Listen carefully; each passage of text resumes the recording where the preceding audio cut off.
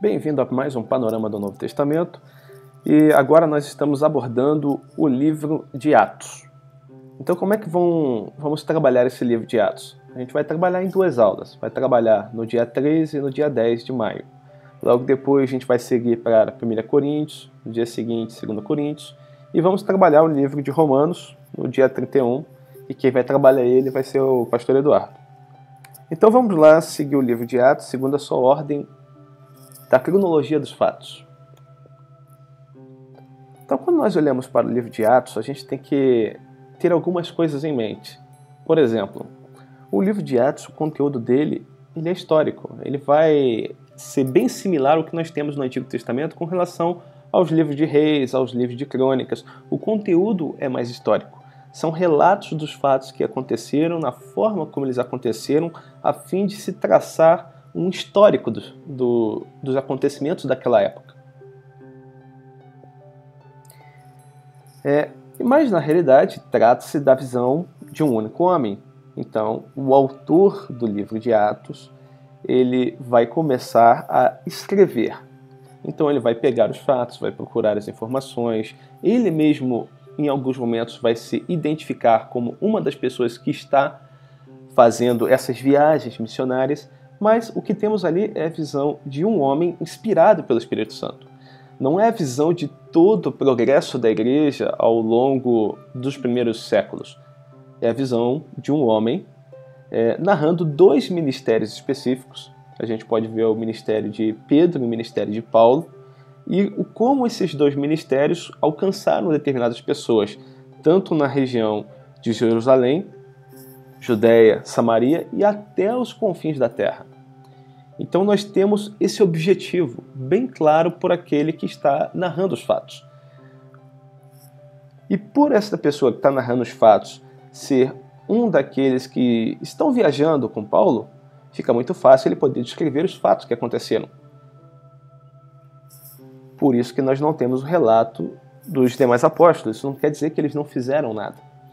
Nós temos as histórias das mortes dos apóstolos, os locais onde eles morreram, e daí, por consequência, podemos entender qual foi a área de atuação de cada apóstolo. Mas o que o texto está preocupado em narrar? Ele está preocupado em narrar os fatos que aconteceram desde o Monte das Oliveiras até os confins da terra. Então, o Evangelho que foi anunciado e foi deixado por intermédio do Messias quando ele era assunto aos céus, para que os apóstolos pudessem pregar. Então ele narra daquele momento até o momento que ele julgou pertinente findar o livro.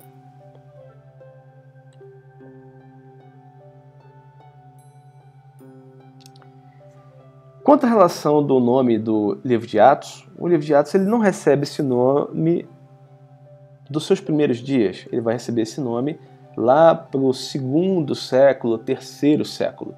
Então, antes disso, era um livro sem nome. Só tinha o texto inicial que daria a entender que o mesmo que escreveu um evangelho tinha sido o mesmo que escreveu estes relatos. Porque naquela época a gente não poderia nem dizer livro de Atos. E mais encontramos inúmeras evidências que vão identificar que o autor do Evangelho, que recebe o nome de Lucas, é o mesmo autor do livro de Atos. Os elementos que estão dentro do livro, a forma como o livro é aberto. Também vamos ter elementos externos, evidências externas, que vão apontar que aquele que escreveu o livro de Lucas é o mesmo que escreve o livro de Atos. E estas aí são as testemunhas da época, são os pais da igreja. O livro trata de uma defesa apologética. Então, quando nós olhamos para o livro de Atos, nós vamos verificar que há uma defesa da fé escrita no livro. Então, quem escreveu o livro quer narrar que o evangelho ele está crescendo, ele está alcançando os povos, e que seu objetivo não é confrontar os impérios vigentes. Não, na realidade, todas as vezes que as pessoas foram levadas até as autoridades romanas, para que as autoridades romanas viessem a julgá-las, o caso era uma questão religiosa, não era uma questão de afronta contra o império vigente. Então, sobre essa ótica, alguns dizem que o livro de Atos foi escrito em defesa de Paulo. Era um conteúdo no qual se poderia utilizar o que estava ali escrito para que Paulo pudesse defender dos seus acusadores em Roma. Então, por intermédio desse relato, nós teríamos todo o conteúdo da história de Paulo, tudo que ele fez ao longo da carreira, de como ele só teve por intenção pregar as boas novas, e todas as vezes que havia uma confusão na cidade, a culpa dessa confusão era dos judeus e não dele. Ele não se envolvia em questões que não fossem religiosas. E a única vez que um fato foi motivado pelo próprio povo local foi quando teve como repercussão a perda dos seus ganhos financeiros com o fruto comercial. Que aí a gente vai lembrar da cidade de Éfeso e da deusa Diana, e daqueles que ganhavam dinheiro vendendo as imagens da deusa Diana. Então, é uma defesa do ministério do apóstolo Paulo, é uma defesa que o evangelho não veio para confrontar politicamente nação nenhuma. Ele veio para fazer com que o homem possa ser salvo. É um ato de religar. É um ato de levar o homem novamente aos pés de Deus. E era isso que Paulo fazia. Mas também o evangelho, o livro de Atos, ele vai ter um conteúdo teológico profundo e um conteúdo didático profundo. Porque ali vai estar narrado tudo que Paulo pregou acerca de Deus, o modo como ele pregou, o modo como ele se fez para com todos ao longo do caminho que ia pregando, aquilo que ele ensinava, o modo como ele ensinava, bem como o modo que ele constituía as autoridades locais para que ficassem aos cuidados do Senhor, em quem eles mesmos haviam crido. Então, esse é o conteúdo do livro de Atos. É o modo como Paulo chegava e fazia o seu ministério. Só que quando nós olhamos para o livro de Atos, nós vamos entender que temos duas figuras ali bem destacadas. Temos Pedro e temos Paulo. Pedro, a gente sabe que ele vai pregar aos judeus, Paulo vai pregar aos gentios. Então, dessa forma, a gente está indicando a totalidade do evangelho sendo pregada. E não há distinção entre Pedro, não há distinção com relação a Paulo. Para Deus, ambos são dois homens, são duas ferramentas que Deus tem para poder pregar a sua palavra. E aí nós podemos olhar distintamente no livro de Atos que aquele que está escrevendo o livro, ele tem até a preocupação de colocar temas que você possa fazer uma comparação de um ministério com outro ministério. Por exemplo, quando nós olhamos para Pedro, nós verificamos que Pedro curou um paralítico de nascença, mas o próprio Paulo também vai curar um paralítico de nascença ao longo das suas viagens missionárias. O livro de Atos vai relatar que Pedro curava as pessoas só pela sua sombra.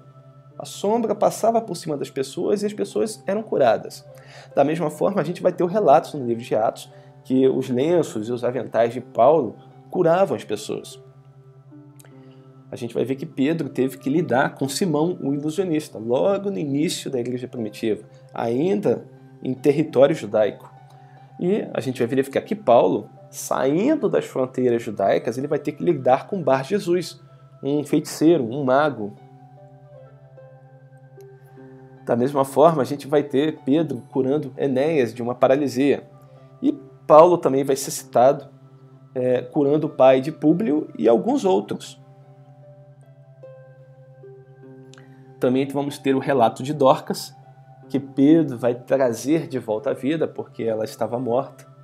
Da mesma forma, a gente vai ter o relato de Paulo, no qual ele vai trazer de volta à vida o jovem Eutico. Então, dessa forma, o autor do livro de Atos está indicando, olha, não importa se a palavra foi enviada aos judeus, Não importa se a palavra foi enviada aos gentios. Aqueles que foram comissionados, eles foram comissionados de forma que nem aquele que foi comissionado judeu, nem aquele que foi comissionado gentio, fique sem porção alguma da ação do Espírito Santo. Todos eles têm a mesma porção, todos eles podem fazer as mesmas coisas.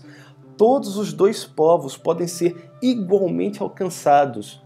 Não existe um benefício em relação a sinais, a dons, a profecias que foi dado para aqueles que ministram aos judeus em detrimento daqueles que ministram aos gentios. É o mesmo ministério, é dois povos distintos. E de pregar o evangelho, fazendo discípulos de todas as nações, batizando-os em nome do Pai, do Filho e do Espírito Santo. Então, não há distinção.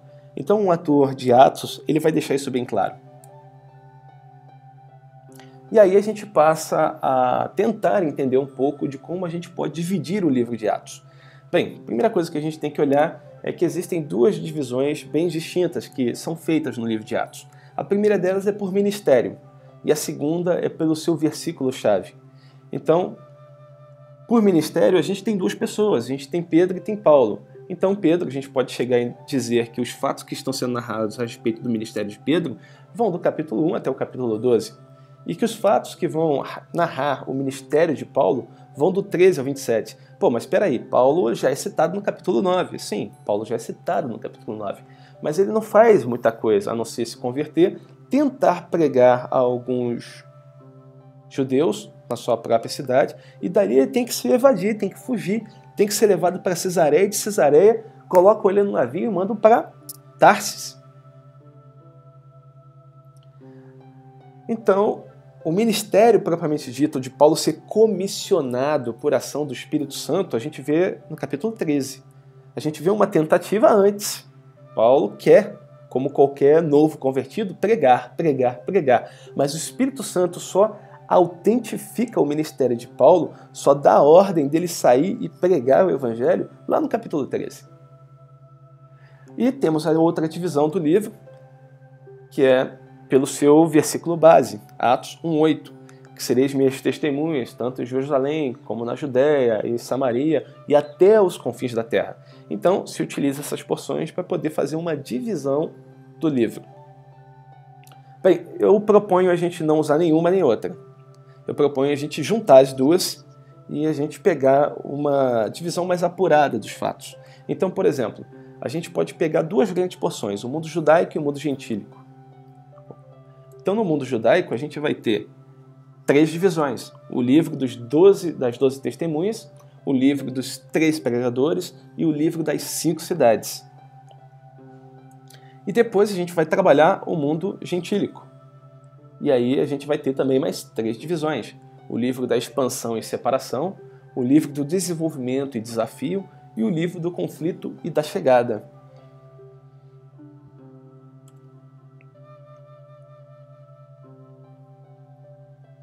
Então vamos lá, aos textos propriamente ditos, já trabalhando dentro do livro 1, que vai falar dos fatos a respeito das 12 testemunhas. A estes também, depois de ter padecido, se apresentou vivo, com muitas provas incontestáveis, aparecendo-lhes durante 40 dias e falando das coisas concernentes ao reino de Deus. Então, duas coisas se destacam aqui, bem próximas àquilo que nós temos que trabalhar. Bem, Jesus volta. Ele está diante dos seus apóstolos. Ele não só voltou, mas ele apresenta provas incontestáveis de que ele está vivo. E ele não aparece durante um dia, ele aparece durante 40. E o objetivo dele não é sentar-se à mesa e jogar papo fora.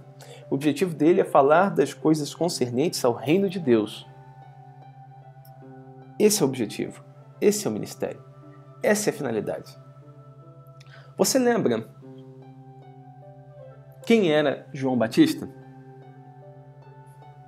João Batista, quando nós olhamos as Escrituras, nós verificamos que ele é a voz do que clama no deserto.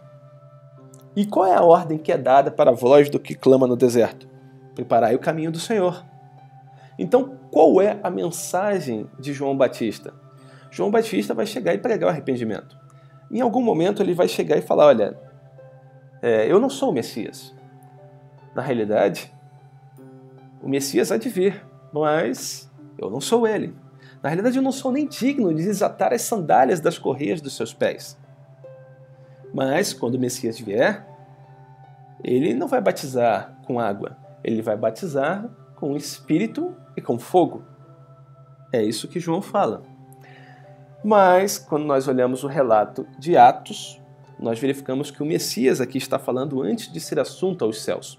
E o que o Messias deixa claro? Porquanto João, de fato, batizou com água. Entretanto, dentro de poucos dias, vós sereis batizados com o Espírito Santo. Não fala que eles serão batizados com fogo, porque ser batizado com fogo é ser batizado com juízo. É aquela palha que vai se queimar. Aqui está dizendo que os apóstolos são batizados com o Espírito. Então, é esse o entendimento que nós temos que ter. Uns serão batizados com fogo, aqueles que estarão eternamente perdidos, e outros serão batizados com o Espírito Santo. E não que o fogo seja uma representação daqueles que têm o Espírito. Esse não é o intento daquele texto, daquela passagem. Dito isso, a gente pode seguir em frente e pode trabalhar os demais textos. E aí a gente já vê logo em Atos 1:3, Senhor, será esse o tempo que restaurarás o reino a Israel? E aí a gente tem que entender qual é a preocupação dos discípulos. Ora, o Messias chegou, disse que ele tinha que morrer, primeiro, e depois ele ia voltar à vida. Bem, ele já morreu, ele já voltou à vida. Então cabe a pergunta, será esse, Senhor, o tempo que restaurarás o reino a Israel? A preocupação deles era uma só. Nós queremos que o reino seja inaugurado. Mas o Messias vai dar uma resposta para eles um tanto quanto negativa. Não vos compete saber as épocas ou as datas que o Pai estabeleceu por sua exclusiva autoridade. Contudo, recebereis poder quando o Espírito Santo descer sobre vós, e sereis minhas testemunhas tanto em Jerusalém como em toda a Judéia e Samaria, e até os confins da terra. E, dito isso, não teve-se mais oportunidade de fazer nenhum outro questionamento, porque Jesus foi assunto aos céus. Então, provavelmente, qual era o entendimento daqueles que ouviram a passagem? Bem, vamos ter que testemunhar a respeito do Messias em Jerusalém, na Judéia, na Samaria e até os confins da terra. Veja bem, nós temos judeus espalhados ao longo de todo o Império Romano, e isso desde a época dos tempos remotos, desde a época da Babilônia, desde a época do Império Medo-Persa. Desde essa época, nós estamos espalhados. Então, temos sinagogas em todo ponto. Provavelmente temos que pregar o Evangelho aos nossos irmãos. Até aí, é bem provável que esse fosse o entendimento deles. Que eles ainda não tivessem caído a ficha que eles tinham que pregar aos gentios também. Ao longo do livro de Atos, nós vamos verificando que esse entendimento vai se tornando cada vez mais claro, ao ponto do Espírito Santo separar duas pessoas para esse ministério específico. Mas você vê que há uma progressão no entendimento ao longo dos textos. Já que a gente falou que Jesus foi assunto aos céus, então vamos dar uma olhada nessa passagem de forma bem rápida. Jesus sendo assunto aos céus. E aconteceu que estando eles com os olhos fixos no céu, enquanto ele subia, surgiram junto deles dois homens vestidos de branco que lhe comunicaram: Homens galileus, por que estáis contemplando as alturas? Este Jesus, que dentre vós foi elevado ao céu, retornará do mesmo modo como o vistes subir. É interessante que quem está narrando esses fatos são homens vestidos de roupa resplandecente, roupa branca, que o sol batendo, ela vai chegar e vai dar um brilho intenso. E são cheios de ciência, são cheios de conhecimentos, são cheios de saber, porque eles veem as pessoas olhando para os céus, sabem que quem está sendo assunto aos céus, sendo elevado aos céus, é o Messias, é Jesus de Nazaré. E eles afirmam com todas as letras que do mesmo modo como o viste subir, ele há de retornar. Isso não foi dito para ninguém. O Messias não relatou fato algum. Quando eles queriam saber se o Messias ia restaurar as coisas naquele exato momento, eles já foram cortados. Olha, não compete a vocês saberem essas coisas. Mas esses dois homens que apareceram do nada, eles sabem dessas coisas e não existe método da gente poder chegar e dizer como que duas pessoas que não andaram com o Messias sabem das coisas atinentes que nem os próprios apóstolos sabiam. Bem, para todos os efeitos, naquele momento nós temos duas testemunhas desconhecidas. Mas não é o único local no Novo Testamento que nós temos duas testemunhas desconhecidas. E não precisamos ir nem em Apocalipse para isso. Porque o próprio Lucas vai registrar.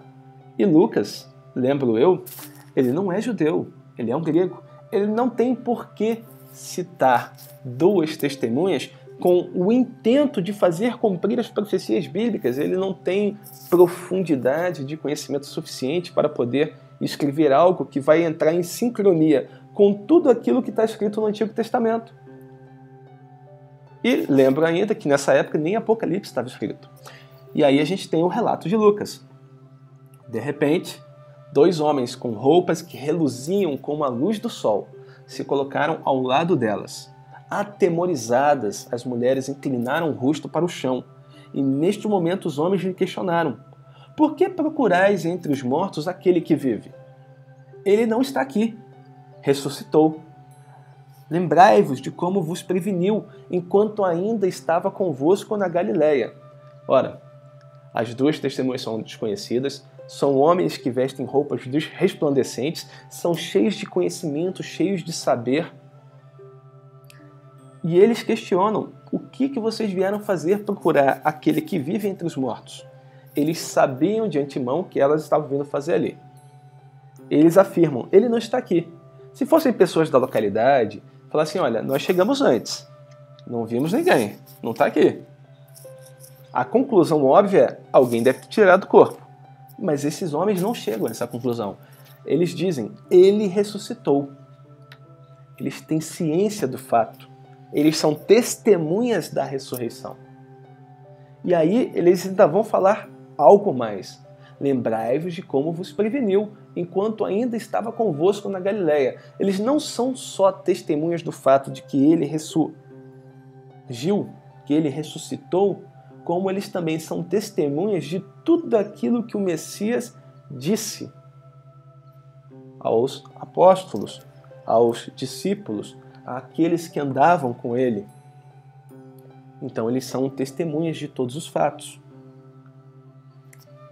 Provavelmente nós estamos falando das mesmas testemunhas que estão escritas em Daniel 12, versículo 5, e que vamos ver novamente em novembro, quando estivermos explorando o livro de Apocalipse. Mas vamos seguir em frente. Isso não é assunto para agora. Deixa o tema em aberto. Lá em novembro a gente fecha. Bem, temos vagas. Esse é o tema proposto por Pedrão. Então, Pedro ele vai discursar para os apóstolos, para os discípulos, para aqueles que estão presentes, e vai falar que, porquanto, continuou Pedro, está escrito no livro dos Salmos: fique deserto o seu lugar, e não haja ninguém que nele habite, e ainda que outro ocupe o seu lugar. Com isso, Pedro estava chegando e falando: olha, éramos 12. Um se desviou, Judas. É importante que nós venhamos a ser 12 de novo, porque se não fosse importante, Jesus não teria comissionado 12. E pá daqui, pá de lá, pá daqui, pá de lá, ele começa a falar e eles chegam a um consenso. É verdade, nós temos que ter 12. E eles vão jogar sortes entre duas pessoas, entre José e Matias. Então, eles vão lançar sortes e essas sortes vão cair em Matias. É uma ideia louvável de antemão, saber que se Jesus comissionou 12, deveriam ter 12. É um propósito sincero, nós temos que preencher o claro. Mas o método como é feito é um tanto quanto questionável. Porque na realidade você faz uma pré-seleção daqueles que você considera que tenham melhor aptidão e o homem julga o exterior, não o interior. É só lembrar do sacerdote que foi até a casa dos filhos de Jessé. o sacerdote é esse, não, é esse aqui. Não, o homem julga o exterior, mas Deus olha o interior. Então fica difícil o homem já chegar e pré-selecionar dois, para que depois, jogando sortes, e pedindo que o Espírito Santo intervenha na hora que se joga as sortes, para que saia o nome daquele que verdadeiramente tem que ser o substituto. Mas poderia ocorrer, não tem problema nenhum. O problema é que esse fato vai diferir de todo o relato de Lucas. Lucas diz que quando tem uma ação sobrenatural, essa ação ela é autentificada, a gente pode dizer assim. Porque, por exemplo, como é que foi o chamado de Paulo? Paulo estava indo para Damasco. Um grande brilho, uma voz que falava com ele, e as pessoas também ouviam a voz. Logo depois, deu uma ordem de Paulo ir para um determinado local, e outra pessoa foi comissionada para ir ao encontro de Paulo, e foi dito o que ela tinha que fazer. Diferente daqui.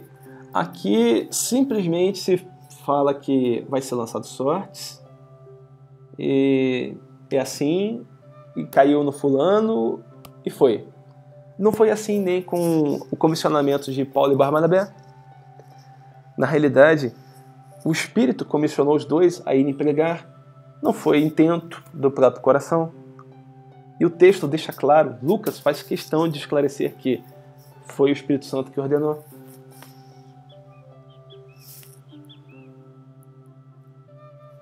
Aqui é diferente. Aqui a gente não tem esse relato. Mas por isso eu posso chegar e dizer que Matias não foi eleito como um apóstolo como ele deveria ser? Não, não posso dizer. Mas, passado muito tempo, nós temos João. E João, quando todos os apóstolos já estão mortos, ele recebe uma visão. E ele começa a escrever e registrar num livro tudo aquilo que ele está vendo. Algumas coisas ele recebe ordem para escrever, e outras coisas ele recebe ordem: não escreva nada sobre o que está acontecendo nesse exato momento. Mas existem fatos que ele escreve, que ele relata. Por exemplo, Apocalipse 21:14. A muralha da cidade tinha 12 fundamentos, e estavam sobre estes os 12 nomes dos 12 apóstolos do Cordeiro. Bem, ele tem que escrever acerca de fatos que ele viu. João viu o nome dos 12. Agora, quais eram os 12 que João viu? João sabe. Ele escreveu isso bem depois que Paulo tinha morrido, por exemplo. Quem é o 12º apóstolo? Ele fala da existência de 12 apóstolos do Cordeiro. Não fala de 13, não fala de 14, de 15, de 50, de 70, de 80, de 120. Fala que existiam 12. Quem é o 12º? Eu tenho para mim quem seja, e você tenha para você quem seja. E assim a gente passa dessa parte e a gente vai trabalhar a chegada do Espírito Santo, então o cumprimento da promessa. Então, o Espírito Santo vai tocar naquelas pessoas que estão no cenáculo, e ali eles começam a pregar. Então, logo na primeira pregação, a gente vê que Pedro começa a falar, e 3.000 se convertem. Logo depois, na sequência, a gente tem Pedro se dirigindo até o templo, e aí um aleijado pede uma esmola, e ele fala: olha, não tenho prata nem ouro, mas aquilo que eu tenho eu te dou. Em nome de Jesus, levanta e anda. Logo depois ele continua pregando. E aí as autoridades judaicas vão prender, justamente porque não queriam que ele continuasse pregando em nome de Jesus. Mas o trabalho de Pedro já tinha sido feito. 5.000 já tinham sido se convertido com aquela outra pregação. E Pedro foi orientado a não voltar a pregar no nome de Jesus. Mas ele falou: olha, fica difícil fazer isso, né? Porque melhor obedecer a Deus do que aos homens. E eles vão ficar encarcerados, mas vão ser soltos. Um anjo vai até a cela e vai os libertar. E eles vão voltar a pregar. E aí a gente vai ter o fechamento dessa primeira porção das Escrituras, esse livro das 12 testemunhas.